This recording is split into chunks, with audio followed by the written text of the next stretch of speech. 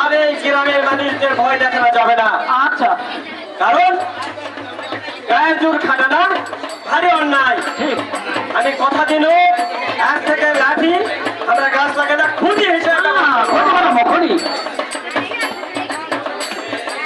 এতদিন একটা মাত বছরটা কথার মতন কথা কয়েছে বা আমরা চাই এই গাঁও সকলে গিয়ে যেন ভালো কাজ করে মাত বছর আর অন্য কোনো কাজ যেন না করে, পরিচ্ছন্ন যেন থাকে আর ছেলে মেয়ে ভেদাভেদ যেন না থাকে, সেই দিকে লক্ষ্য রাখতে হবে।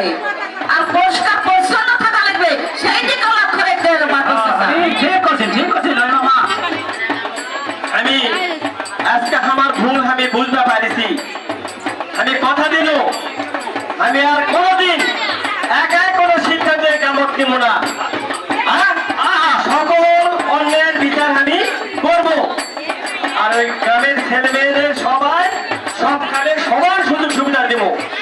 এই গ্রামে কোনো বাল্য বিবাহ চলবে না, কোনো মাদক চলবে না, নারী শিশু নির্যাতন চলবে না। তোমরা কি জানেন নারী শিশু নির্যাতন করলে কি হয়? এই যে আপোষ আর খান ফাউন্ডেশন আছে না, এদের সহযোগিতায় ওই নওগাঁতে সরকারি উকিল আছে, লিগাল এইড অফিস আছে, তাদের মাধ্যমে আমরা রসকুটে বিচার করতে পারবো।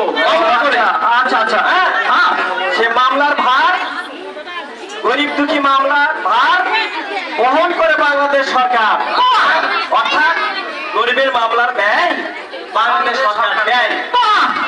অতএব শোনো, এই গায়ের পরিবেশ পরিচ্ছন্নতা রাখার দায়িত্ব এখন আমাদের সকলের। আর এ কাজে তোমাদের সকলের আমার সহযোগিতার প্রয়োজন। কি সহযোগিতা করবে তো? তারা আসুন আমরা সবাই একসাথে বলি, গাছ লাগাবো সমাজ করবো, নিয়ম মেনে সমাজ চলবো, নিয়ম মেনে